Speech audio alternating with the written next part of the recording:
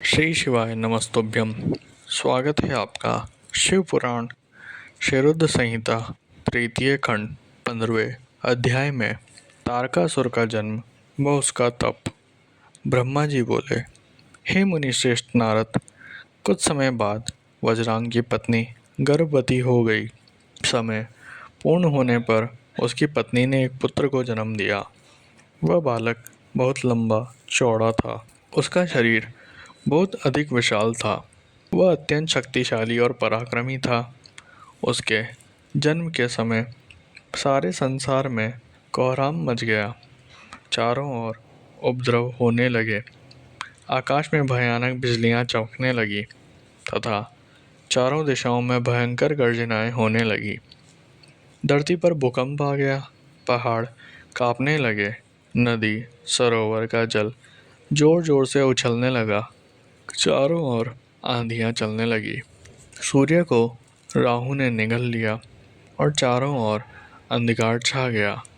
उसके जन्म के समय के ऐसे अशुभ लक्षणों को देखते हुए कश्यप मुनि ने उसका नाम तारक रखा। तारक का जन्म हो जाने पर वज्रांग के घर ही उसका लालन पालन होने लगा।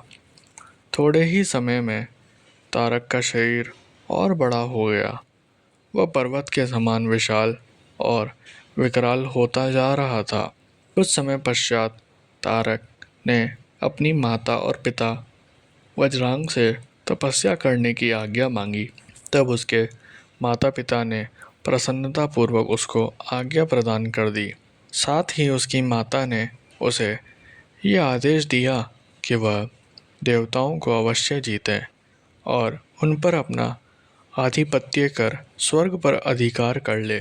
अपनी माता की आज्ञा पाकर वज्रांग का पुत्र तारक तपस्या करने के लिए मधुवन चला गया। वहाँ तारक ने मुझे प्रसन्न करने के लिए कठोर तप करना आरंभ कर दिया।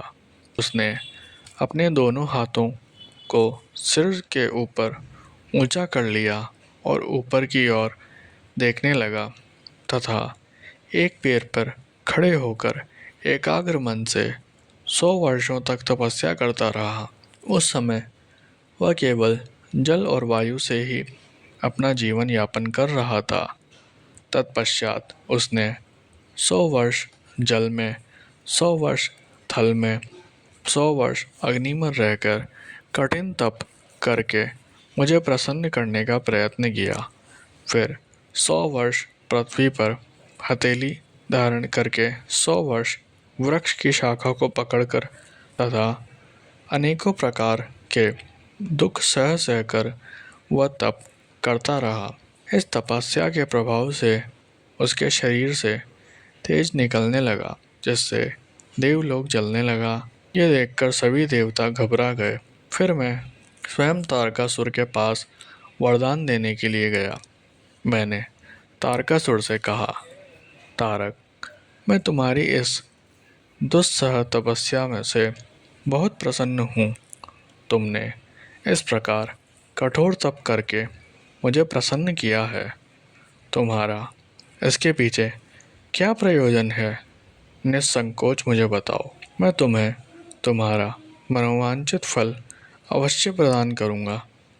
तुम अपनी इच्छा अनुसार वर मांगो। ब्रह्मा जी के इन वचनों को सुनकर तारकासुर उनकी स्तुति करने लगा।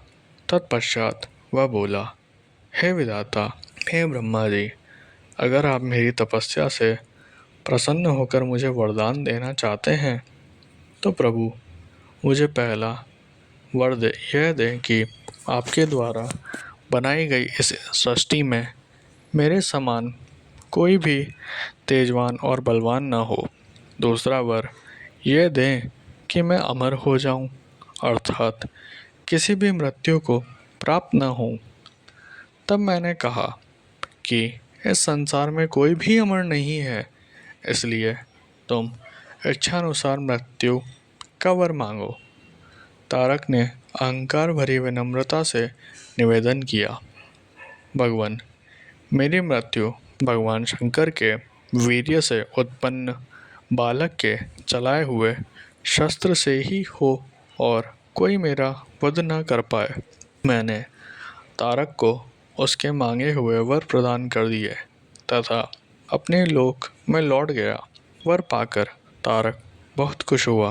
वह भी वर प्राप्ति का समाचार देने के लिए अपने घर को चला गया। दैत्यों के गुरु शुक्राचार्य ने तारक को असुरों का राजा बना दिया। अब तारक तारकासुर नाम से प्रसिद्ध हो गया। यह तीनों लोकों पर अपना अधिकार स्थापित करना चाहता था, इसलिए सबको पीड़ित कर उसने युद्ध कर उन्हें हराकर सबके राज्य पर अपना अधिकार करता जा रहा था।